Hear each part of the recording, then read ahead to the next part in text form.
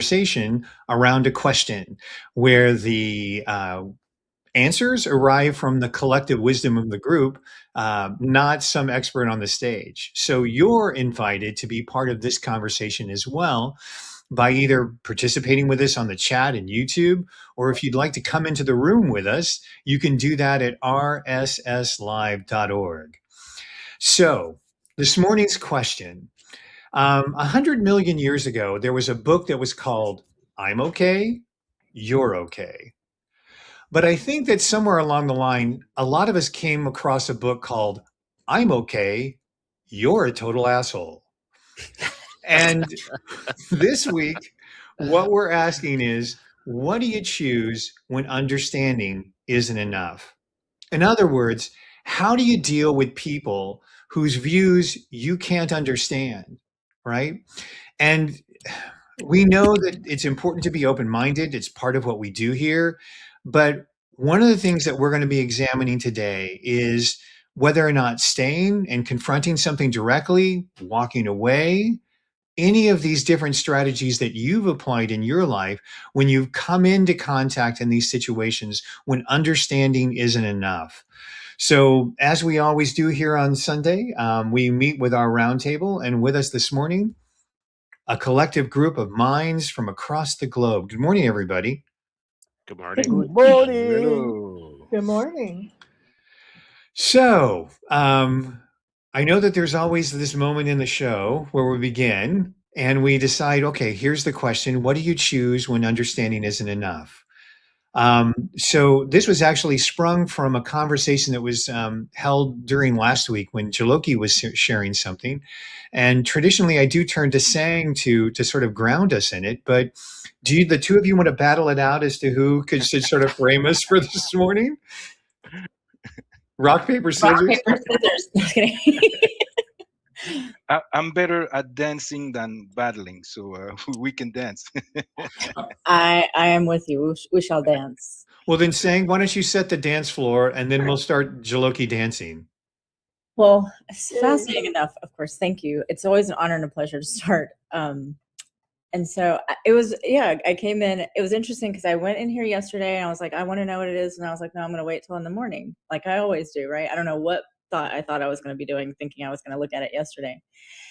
And I really look at this and go, why, right? Why is there a point when understanding and knowing, I think that's something I added to that a while ago when I was talking, understanding and knowing is no longer the work, because you know and understand why you do something. Why I almost like speak for myself. I know and understand why I do something. I know what my childhood triggers are. I have learned my patterns, the different things I've learned about myself. But then there's the difference between knowing and understanding and doing. And it's the awareness, I feel like, of a pattern, especially I know for myself, if I'm trying to break something, especially when I'm looking at someone else's behavior, because I get to choose how I respond. Right. And how do I do that? How do I experience that? How do I want to experience that? And I know in the past, I could have been like, I'm just going to pop off and say something off the cuff, off the wall. It's going to be mean. It's going to be this and that.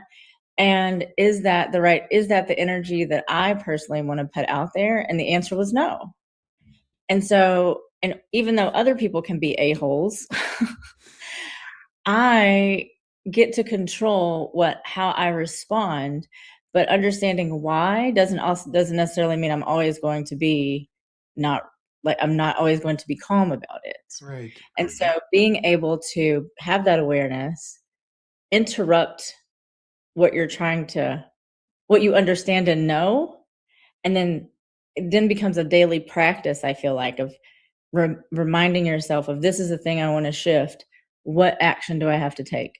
What is it that I want to shift? What action do I want to take? And then it becomes that daily practice where I'm no longer yelling at people in traffic.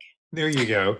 Well, you did a really beautiful job of not only framing the question, but outlining the journey, right?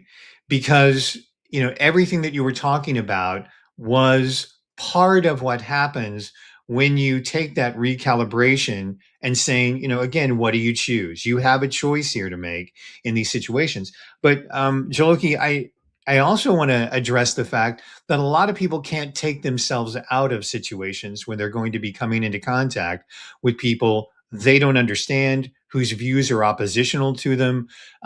To borrow a phrase that's come up a lot of times, when that trickster energy is present when you're interacting with people, that you're coasting along fine, oh, I'm okay, and then again you run into the total asshole, right? And so you have to make a decision. So you said you wanted to talk about the dance. Let's talk a little bit about that. Would you be willing to talk about the dance a little bit?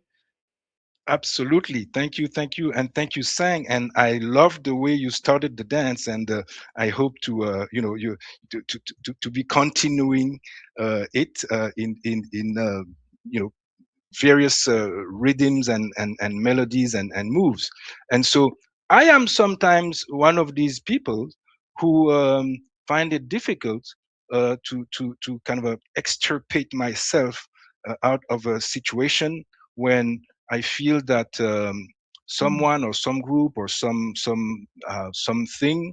that I cannot avoid, in front of me, either because of the situation, either because of a power dynamic, etc.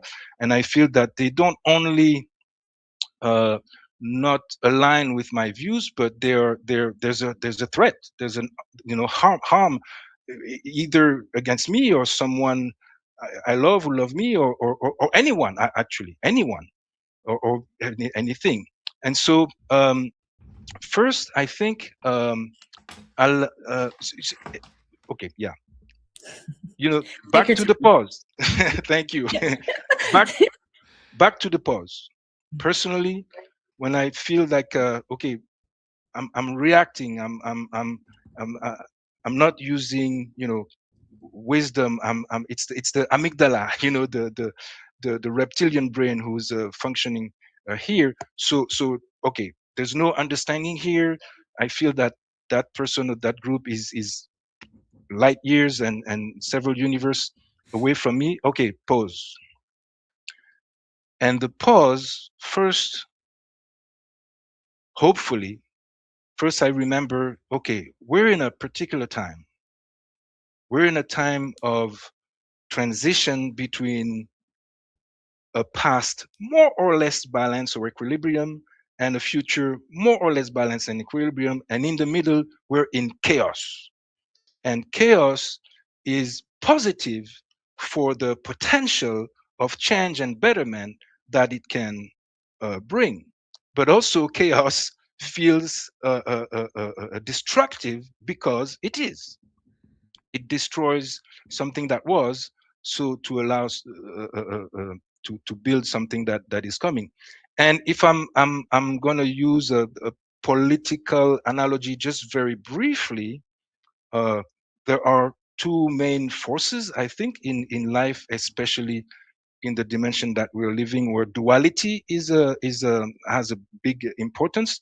You have the forces of conservation, the conservative forces, the preservation, and you have the forces of progress in the sense of change, and we need both. But right now in the world, usually one will feel more connected to one or the other. So first is the pause and remembering, okay, this person is representing something that I may not be relating to personally here, but they have validity. They I have to eliminate the a-hole thinking, because if I think you're a-hole, then you have the right to think that I am too, and Right. then where are we going? Okay, so Well, that's the first cause. Well, wait. If Now, I want to keep this dance I'm wrong. going because you brought Yes. this up, right? You Yeah. introduced the dance analogy today. Yeah. So I Yeah. want to Yeah. tap you Okay. on your All right. shoulder now because you Yep. Right. use the word government. And there's only one person in this room that I'm aware of that has held elective office, right? And Claudia, is that I want to bring her in before you go on with your second point, Jaloki, for Sure. a Sure. Sure. reason. Because when you're dealing with constituents, if you're somebody who's held an elective office, right, it's not so much you can take the pause, but you also have to have this happen repetitively. Does that make sense? It's a repetitive opportunity. And Claudia, do you feel like adding any expertise in? Can I tap you in and bring you in on this dance? Well, what you said is true. When you're an elected and you're dealing with constituents, many times the understanding isn't enough on both sides.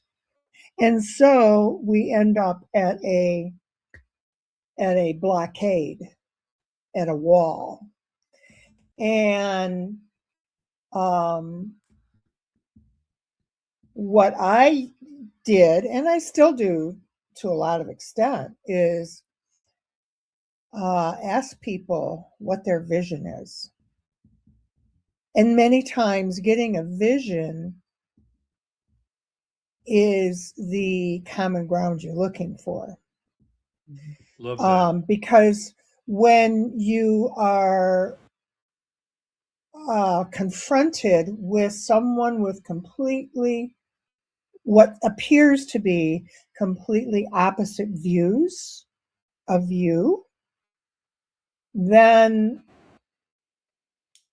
your first reaction is to defend your views. What I have learned since I've been out of office is not to look at what I am doing in a situation. Yes, that's important. Take the pause, definitely. But where my mind automatically goes is, who am I being? And that's sometimes that's a very different place than what am I doing? Yes, absolutely. And before I go to you, saying I want to do one quick thing with Claudia though, because the question that you said, "What is the vision?" is the reflection of your being.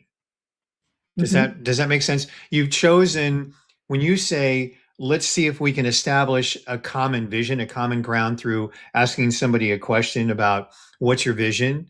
That is you've asked them to project into a being state, more or less, correct? Correct. Exactly. Love that. So saying what builds from there now that we're Well, bringing you in for this leg of the dance? I know, and then I want to get back to you looking for sure, because Lorene and I were talking right before. We were talking about exactly what you're talking about, Claudia, the vision. Like, what is it that you see for yourself? And then I was quickly reminded of this course I took called Rewrite Your Future. And because I literally printed it last week, because I was like, I want that at my desk. Because when you think about, I know when Claudia talks about going back to self, what is my vision? Then it becomes, is everything that I'm doing on a daily basis, even those small decisions that I understand but still make unnice choices for myself, right? How do I break that pattern? Right? And that awareness comes in. And then again, like I was talking about, the daily practice. But when I'm looking at Rewrite Your Future, it's everything I'm doing on a daily basis is allowing me to be one step closer to that future, even if it's 1% more today. Right. Mm-hmm. All right, we're tapping you back in on the shoulder. I feel like we're going to be doing this dance through this entire show. So, tag off. Jaloki, do you want to talk about two or Ray? Yes, sure. Yeah. Beautiful. And I'll close what I was saying. And it's exactly in line. Claudia and Sang actually said what I'm going to say, and maybe in different words. For me, this the next stage was, okay, we don't understand here, the words are not enough, and there's no understanding. Is there a connection? Which is the vision. And but then when I'm looking for the connection, in the word connection, the con from Latin means, with. uh, there's an invitation. Okay, I want to connect. We can only connect if you want to connect too. So I do my 50%, and can we meet? We say in the middle. It's not exactly in the middle, but now if the other person doesn't respond to that, then I'm gonna introduce here a Rastafarian concept. Okay, instead of understanding, I'm going to overstand, and that means I'm I'm going to the higher level, and the higher level, as you said earlier and Sang said too, will tell me depending on the situation. Okay, do I have to move away, just dismiss it and leave if I can? Okay, do I have to stand my ground? Do I have to confront and fight? You know, depending on the situation, but that will not include the collaboration, because there's no intention on the other side. I choose what I do, Mhm. and it works sometimes, and sometimes it doesn't. All right. I love that. Ollie, it struck you struck a chord with Ollie. Ollie's going to tap in now. Cha-cha with us, Ollie. What's going on? I'm really blessed to bring my voice in the ballroom, in the dance room, to bring my ambassador vibes also. And I will pardon you French, dear Jamie, twice. And Joloki, I will give you 2 points. Uh, because a whole needs not to be expressed, but it's okay. I think I will first agree with Joloki, because I was really telepathic vibes of 1 minute before. I was already having the idea of understand and overstand. And then the question, what do you choose when understanding is enough? I want to point a few things. Do you know, or do you in the past, or do you in the future? Because we are not the same across our timeline journey. Then choose means decide. Decision is really not easy, because most of the time it allow results that is binary, yes or no. And then understanding, overstanding, and then isn't enough. What do you define enough? What do you need enough to understand? And based on the talk before, I was also having some thoughts about the fact that, does the person in front of you wants to infuse some of his ideas, or wants to contaminate?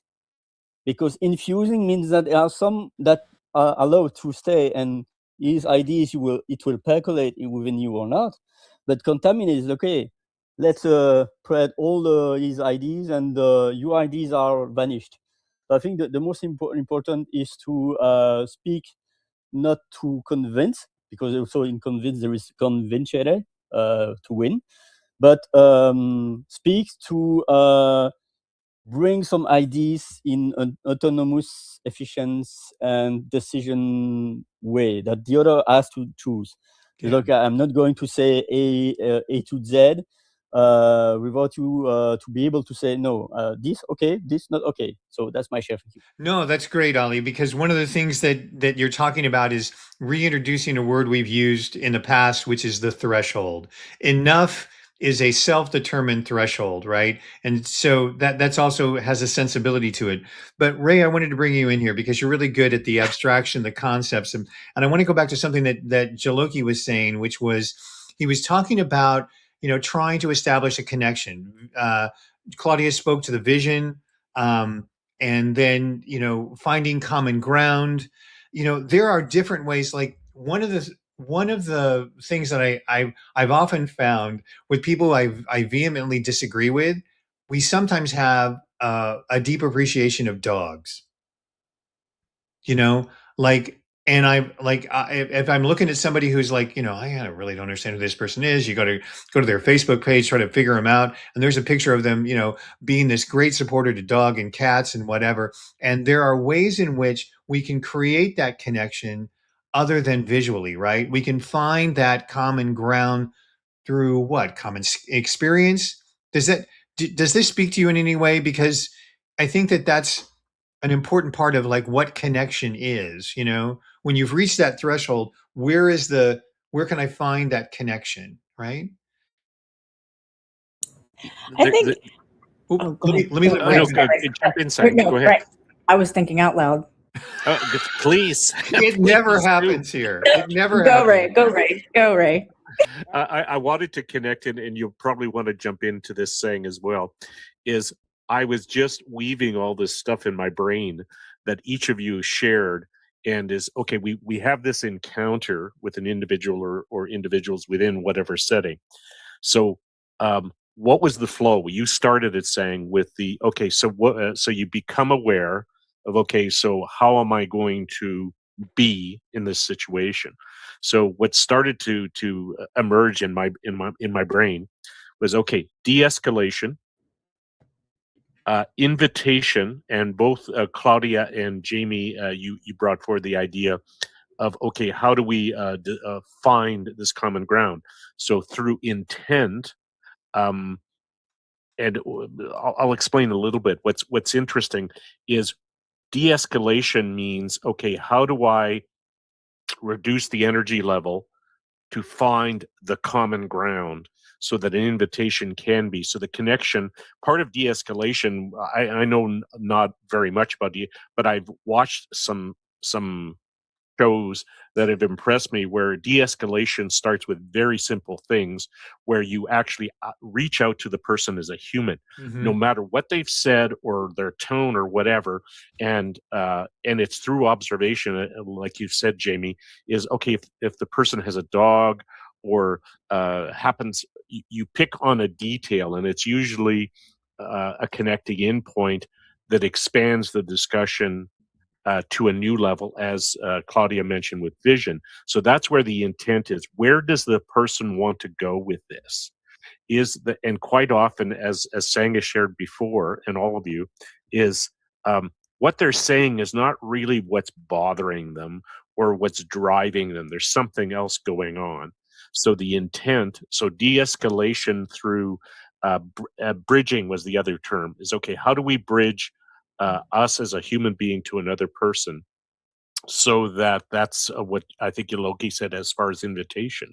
So then all of a sudden you're changing the dynamics, and you've elevated the discussion to a bigger area where they can ask questions. The other example that I watched recently, where two individuals were having a debate, and the person elevated the discussion to a new level by asking, what is your intent? So he was doing what Sang does. What do you mean by that?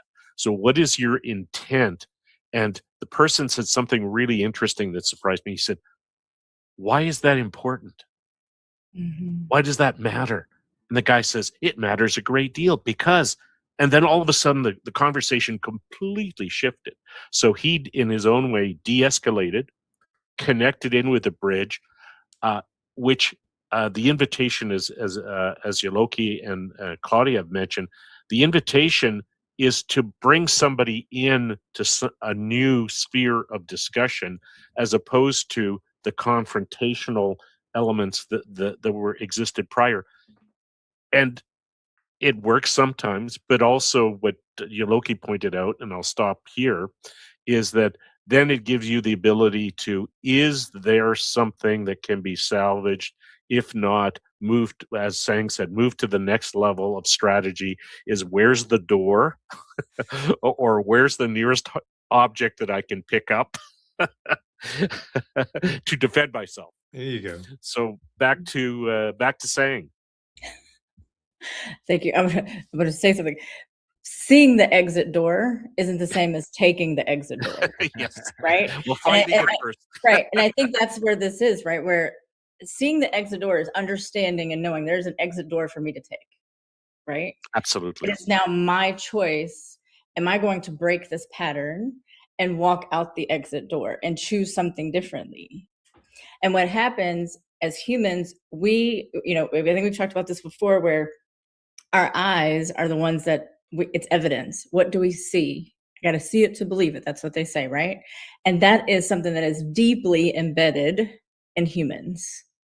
And so when you are able to do that pause, pay attention to your own patterns, right? I know for myself, if I feel rejected by someone, I would normally reach out. But this time I'm like, I'm not doing that. because that takes me down a path of something I just don't want to go down. But I'm like, why am I always having the same conversation? And then I have to stop and recognize there's a pattern with me. Then what do I want to do differently? What do I want to make this smooth, right? In terms of now, when I go out the exit door, what am I choosing when I go out that door? Mm-hmm. Mm-hmm. You know, saying when I love my little white cards that I kind of write down while Ray was talking, where he was talking about finding the human connection and then pick a detail that expands the discussion. And the word keeps coming up, which was de-escalate, de-escalate the situation. But what you introduced was this idea, because Claudia talked about it initially, where first that de-escalation has to begin with yourself, right? I have to de-escalate me first. Mm-hmm. Now, if you've been an elected official like Claudia, you know, sometimes you're going to get tripped up in public, right? But the somatic experience of what do I choose to be in a situation where people I know who are going to be combative with me or discursive stems from not what am I going to do, as Claudia said earlier, but what do I choose to be in those situations? So if we can look at these moments where I'm okay, you're a total asshole, right? If we look at these as learning experiences, yeah, I know I said it a third time, but you know, it's YouTube. I think we're going to be okay. I then have to make that decision to de-escalate me, right? Because there's no way that I can de-escalate the other person unless I'm being in that state that of the other. In other words, and I love how the dance metaphor comes back in. I cannot lead someone in a dance, right? If I'm in a position where my movement pattern isn't in support of them moving along with me. Does that make sense? Yeah, Ali. Well, it takes two to dance tango, that they said. I think it's also important for me to, if there is a battle I have to fight, there is a fight, flight, freeze response. But is it really worth my time, my energy to engage in the battle? Am I the only one in the battlefield against so many, or do I have allies?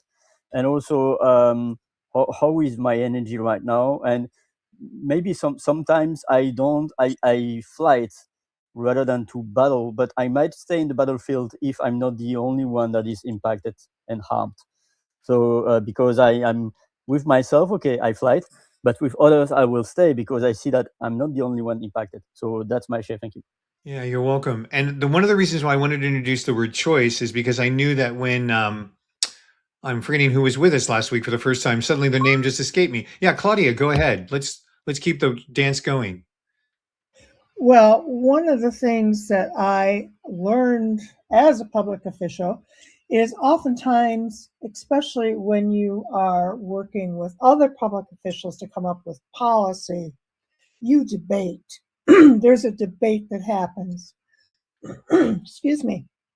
But when you're dealing with other circumstances, like personal relationships where you may have conflict, you have to, for me, I have to change my I had to change my mindset from debate to dialogue. They're two very different things. Dialogue is a person to person conversation. Debate is actually to engage in a competition in order to prove the accuracy and the superiority of one's own positions. Now, there are times when I have found that even switching my mindset to dialogue isn't enough to bring about common ground. And so, yes, I have to walk away. I have to allow that to stand and just be apart, unfortunately, from another person. Also, while realizing that there's a lot of complexity and nuance going on, and I may or may not understand it all. So, taking that into account, I don't look at the other person as an a-hole necessarily, but as another person who has a lot of complexity and nuance. And so does the relationship I have with them. So these are many factors I think that I have to take into account. But like I said, at times I still need to walk away. Mhm.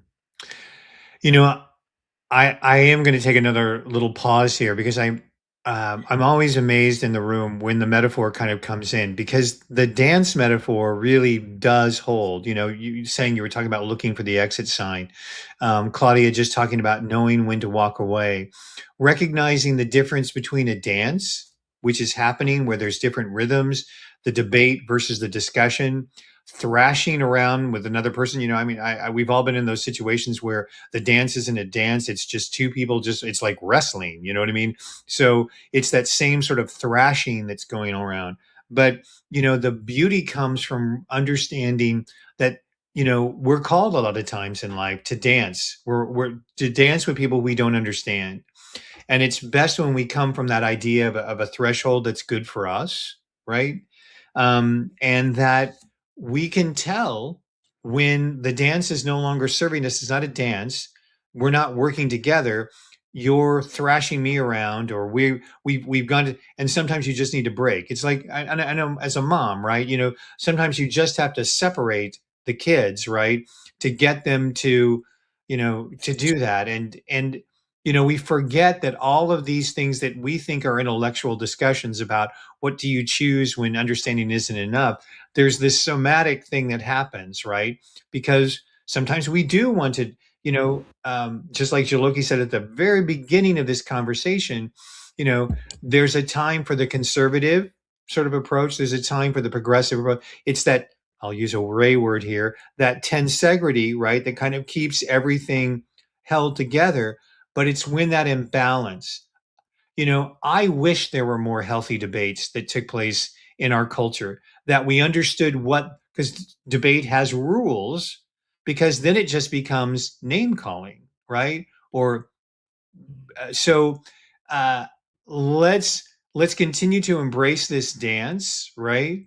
And but I just wanted to call it out as a group because it's a beautiful way of looking at things, which is, you know, we're dancing along fine here, you know, and we need to then recognize when there's something that's too much. Does that dance metaphor still hold up? I mean, you know me, I pick up these things and it's just like, because it wires it in, right, of an understanding. Was there more to say, saying? Oh, always. um, I love the dance metaphor as well, because it's like, I remember like in Dirty Dancing, right? This is my space, this is your space, let's cha-cha, right? And I always try to remember that. And then there's something that we were talking about here. I love that Claudia said, instead of debate, she wanted to have a dialogue, right? Debate is confrontational. And so as I'm listening to everyone in here, I'm very particular about word choices. And so the word battle is very masculine, right? The word confronting, very masculine. Debating, right? Even though it is a debate, like we have to remember why these words came to be and how we use them. And so when you use those words in your everyday language, that's the unconscious mind saying, okay, we're battling. But what if you walk in and say, I'm going to have a dialogue today? I'm going to sit here and assess and see what's going on, instead of blowing up or not understand, not attempting to try to figure out what words do I want to use. And I remember this when I was doing a campaign in a nearby city, and I was talking with the lady, and she goes, all of you are using this very battle war type language. And when you're using that war type language, you're emoting that energy, right? You're just putting it out there. Whereas you're really trying to calm people down, but we also don't choose some of those words to help calm a situation, or even our voice, right? I call it the mom voice, where it's like, okay, so Ray, is everything okay with you today? You know, it's like, yeah, everything's fine with me. It's like, okay, all right. How's your morning, right? Like, just kind of asking those, what we were talking about, asking those probing questions to kind of that de-escalation that we were talking about, and to be able to pull that down. But I will definitely say the power of language, because the power of words gives us the power to love, the power to create wars, right? The power to create so many things with our word choices as well. Now, Ollie, I'm a bit concerned because when Shane was talking about war, you suddenly raised your hand. So let's be gentle here. Well, yeah, I'm really gentle. It's just I agree with saying debate. Like it's the root means to fight, to go to battle, and even I would assume that campaign is also military based, because a campaign, a competition. I think the most important is that there is debate to dialogue. If we want to de-escalate, it's also about to have pause. I hate when I watch TV on debates, and there is one person that is always over speaking to others, trying to prove their points, that they're each and every time, like, I want to win, so I over speak, I cut all the people. Let's have a breath, let's have silence. And there is also the primal effect of the brain, that on the first seconds you are having a first impression about someone, and if this person is saying, oh, thank you for joining, it's a blessing to have you here, these kind of things, rather than to, okay, I'm envisioning right now the battle I'm going to have with this person. So I think the most important is to set the stage. And of course, we are only on control of our reaction, not on there. But it's also to realize that if it's too much, we have to evade, because it doesn't it doesn't serve the point, even by instance in a public debate, to see two people fighting while someone is kind, because the kind person could say, okay, I'm not feeling my energy useful, so I'm going to escape and let you handle that. So that's my share. Thank you. Yeah, that's great. Claudia, something sprung up for you. Yeah. You know, when you are in a debate with someone, or when I'm in a debate with someone, I listen in order to find the flaws and the errors in that person's positions, and to provide very effective counter arguments. But when I'm in dialogue with someone, I listen to understand. And there's a very different feeling about that. Listening to understand as compared to listening to find flaws in another person's argument. Absolutely. And I think a lot of our interactions are still based in the debate metaphor. I mean, that's a whole nother Rise and Shine Sundays conversation.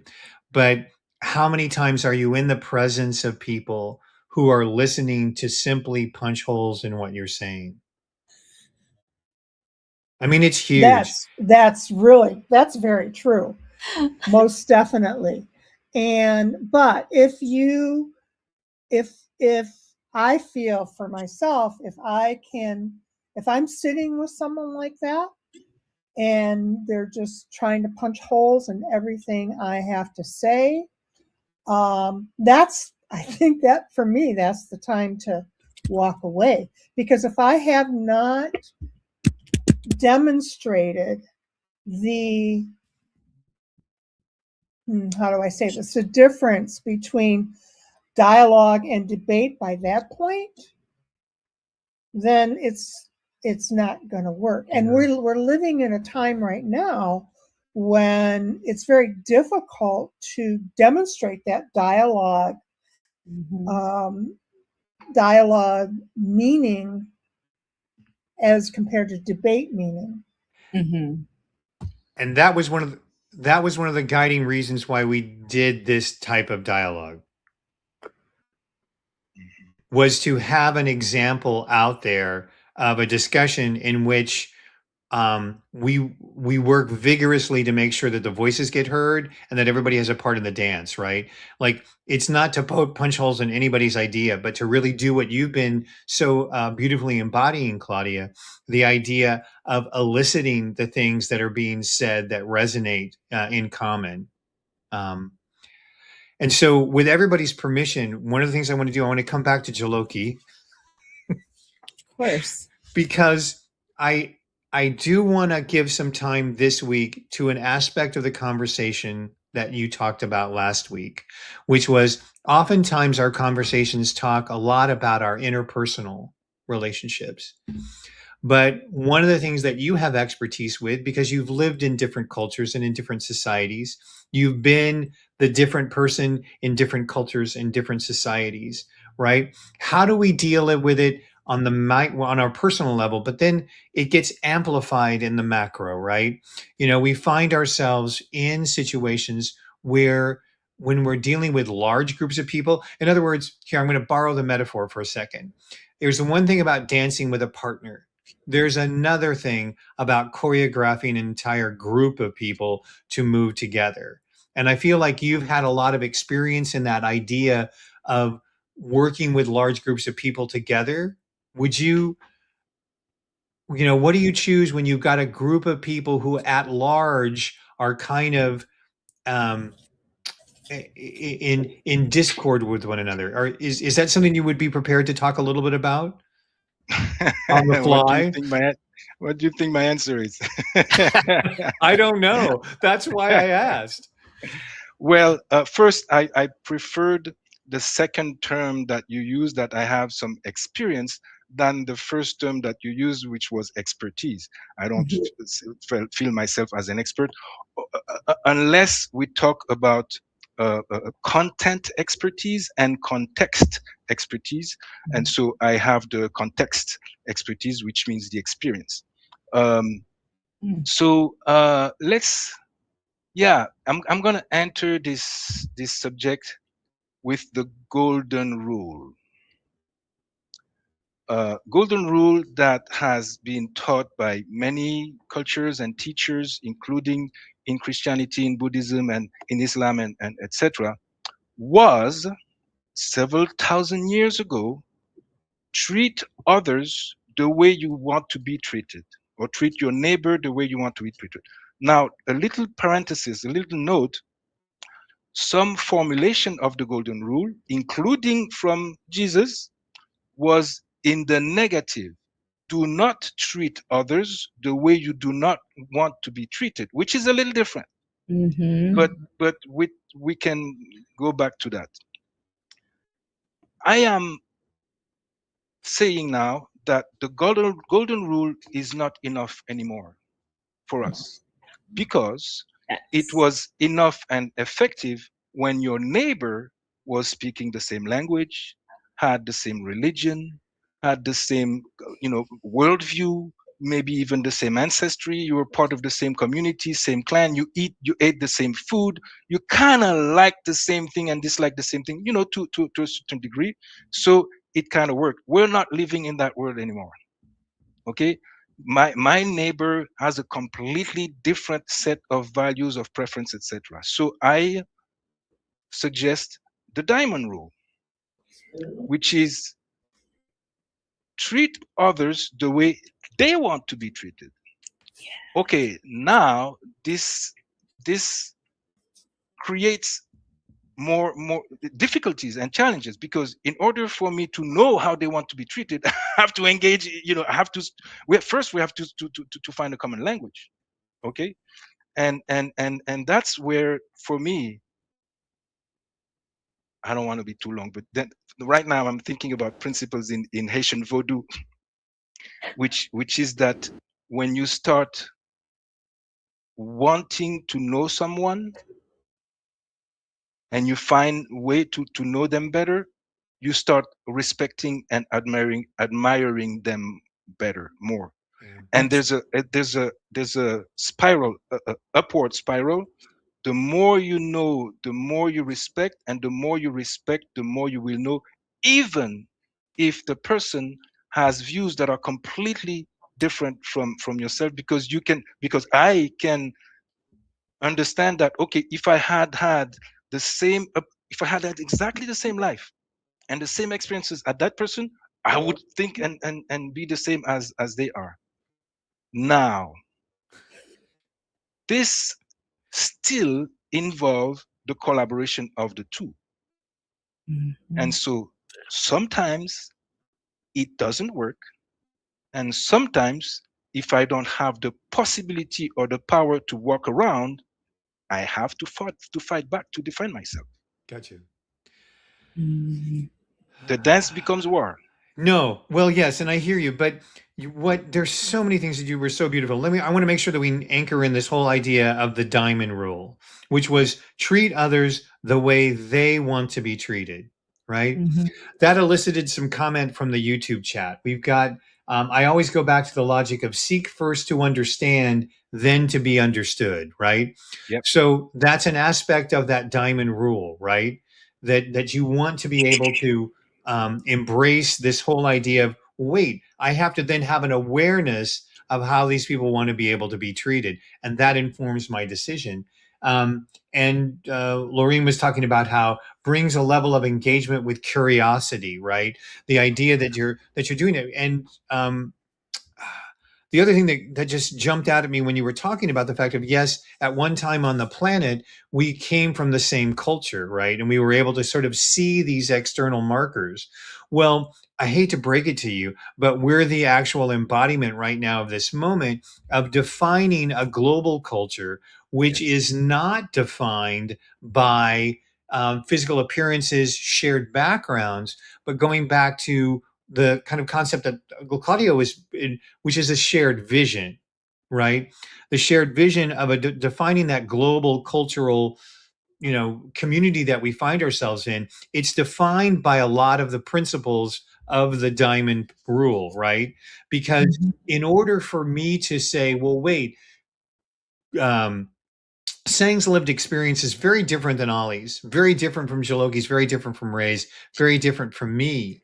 And so for me to look at the old ways of us finding common ground is a little bit, well, chocolate's big in Belgium, the Canadians really hate chocolate. I don't know what those markers may be, but it goes back into sort of what Claudio was asking us to which is it becomes a little bit more luminal.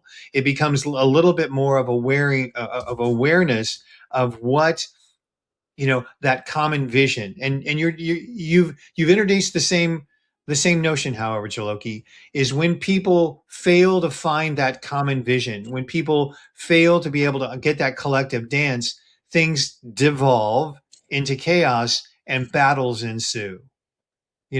But this is that opportunity. So I feel like I've just had a TED Talk moment, but feel free at this moment. Did that resonate, Ray? Did that kick up anything for you? Oh, so much. I'm still processing in my brain. Keep going. No, and I'm ready for someone. I need to tag out. Someone tag me out and to keep Well, me well, I there. can. Go Oh, ahead, go ahead. Sam. And I'll use an example. I like to give examples so we can see. And this is a very interesting example. I was taking a writing class, and we were told, buy a gift for someone who's a female, 29 years old. She drives a Nissan, lives in the city, right? That's all we know. So you buy her a gift.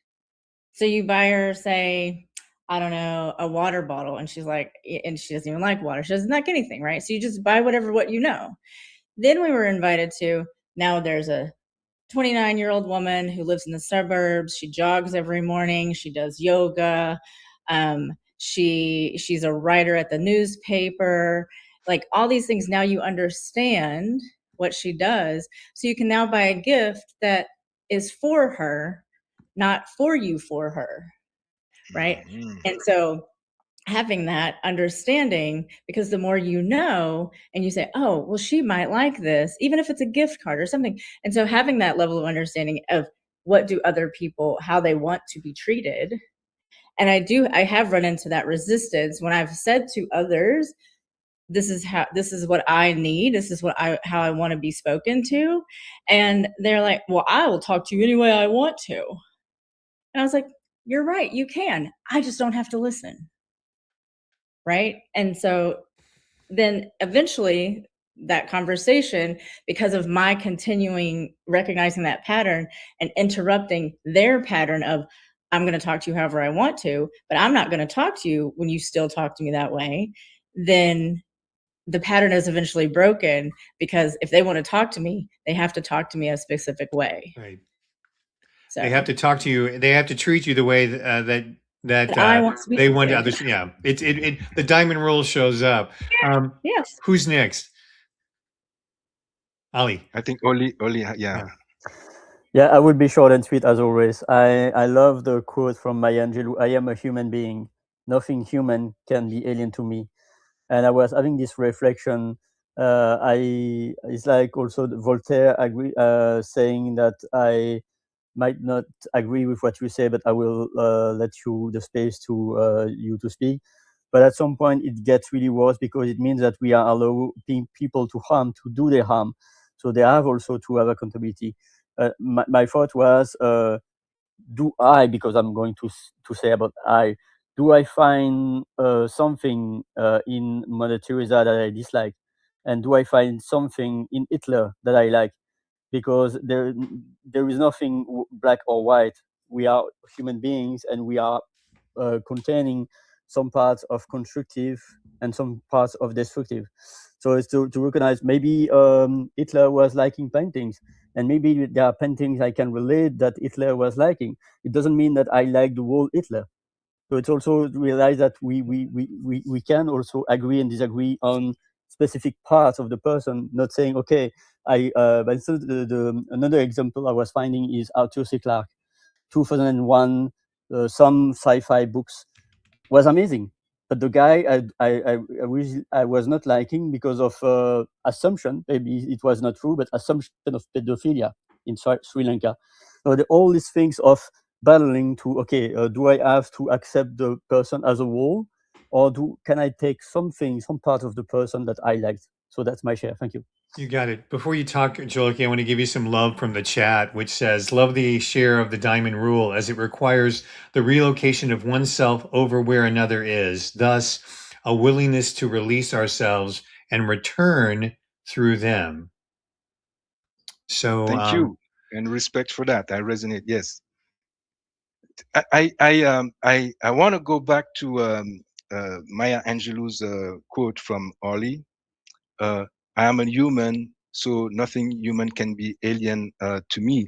My personal extrapolation interpretation of this quote is that when she says, I am a human, she assumes I am a sane human.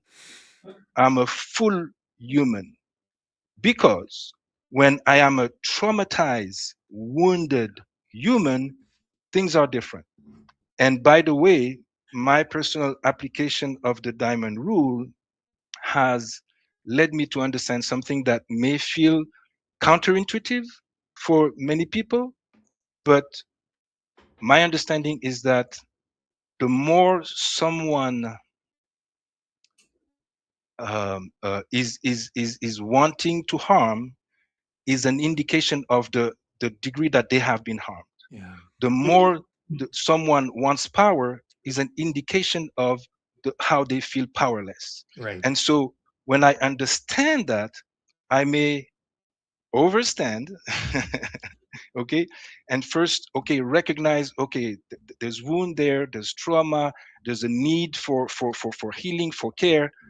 I may or may not be able to help. And again, it will determine my reaction. And again, unfortunately, even with all that, it may devolve to war. Correct. And that's the beautiful part of staying in the overstanding. Because the Mhm. understanding sometimes means I have to agree with it. The overstanding Yeah. says I can see it and not agree with it and not react to it because I know it doesn't connect and attach to me. So I remember an author who had said, then my next book I've decided was a self-help author. This was back in the days, right? Was Hitler Goes to Heaven. And just what discord that would create in the metaphysical community, right? Because there had been so many transgressions, right, that had happened. And I really think that one of the things that you say about the diamond rule, Jaloki, it's that treat others the way they want to be treated. That requires a almost broader definition of human, which we were doing with the Maya Angelou definition. So I think that that's an important context to remember. Mhm. Is that there is that overstanding that we're now inviting people to get to. So what do you choose when understanding isn't enough? Maybe it's just simply coming to an overstanding of what is. Yay. So we can all go home now.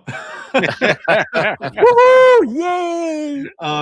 But no, I think that this is one of those conversations, when we were talking a little bit before we got started, because it seems really esoteric, and what does it mean understanding, as I tried to allow for us to have at the beginning, is if we can allow ourselves that overstanding, because I think some of these terms that you've introduced and that have been introduced today are really, really beautiful content. The idea that the diamond rule, of course, but even going back to find the human connection, right? In that pause that Claudia was reminding us to do, is to find that, pick a detail, as Ray kind of gave it a little bit more of a context, pick a detail that expands the discussion, right? Is that the common vision? Is that the fact that both Seng and I have an interest in dogs, right? Is that whatever those common ground rules are, because it does what the people are commenting in the chat. It allows us to go back to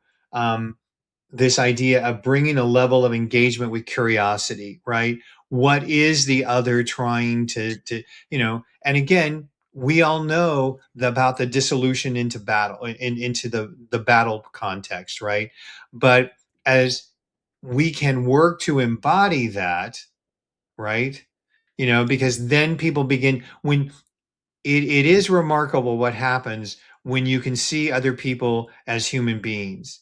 Now, some people will use, again, we have to be sensitive to, if our friend Marianne were here, she would have to say, there's going to be a trickster in the room who has as their joy in life, finding humans and going, poof, and just kind of, bopping them on the head and watching them tip over. But that is And they're probably going to heaven. along with Hitler. So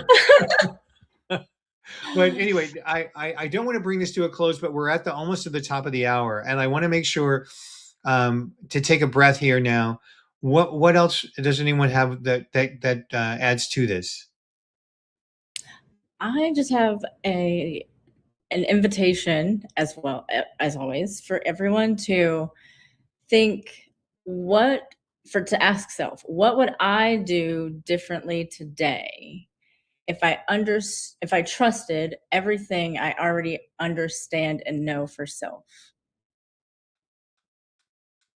And just sit with that and truly, because again, it starts with self for me. It didn't always start with self for me. But I think once I began learning myself, I then became much more understanding of others. Right. And so, and then even in this, yeah, it's what would I do differently today if I trusted everything I already know and understood for self? Love that. Thank you. Yes, I would Chaluki. like to add Oh, to Claudia. that. Oh, I'm sorry. Go I ahead. would just like to add to that saying, Yeah. without, or not without, but also to engage in curiosity even further about myself and others. Mhm. That's all. Thank you. No, Claudia, curiosity is the huge thing. You know, I cannot tell you how many people my age who's like, what, when the hell did you lose your curiosity about things? When did you just become this embodied judgment about everything that happens in the world? Are you not even the least bit curious anymore? Like, because it is something that you want to keep alive, and it's what fuels, if you will, the diamond rule. Because we're always changing, Correct. right? Yeah. So what we know about ourselves today may be different than what we know about ourselves tomorrow or the next week. I love that. I know it's time. I know it's time. So I'm going to drop a little bomb here. I personally do not believe in heaven as in heaven, hell, and purgatory, but in what in my belief would correspond to heaven. We are all going to heaven at one point, including Hitler. There you go. And I thank you all for participating in a little bit of heaven this morning. And Thank you. heaven would not be possible if it weren't for our friends at the Breakthrough Show We are Network. all angels. Oh, wait. What did you want to say, Ali? We are all angels anyway. That's right. In a physical form, and it's to recognize that if someone is triggering something within me, it's a good message for us to introspect and say, there is something that is triggering me. Let's explore rather than to respond and react. That's my share. So we invite you to dance with angels as we dance with us, and we'll be back here on the Breakthrough Show Network at the same time next week. If you'd like to, you can join us for the after discussion that we have in this room. Raleigh's got his angel out at rsslive.org. You're always welcome to come in. We're always grateful to be here. And as always, I'm grateful for all of the contributions from the chat and from the voices in the room. Until next week, let's continue waking up to what's emerging. We'll see you then.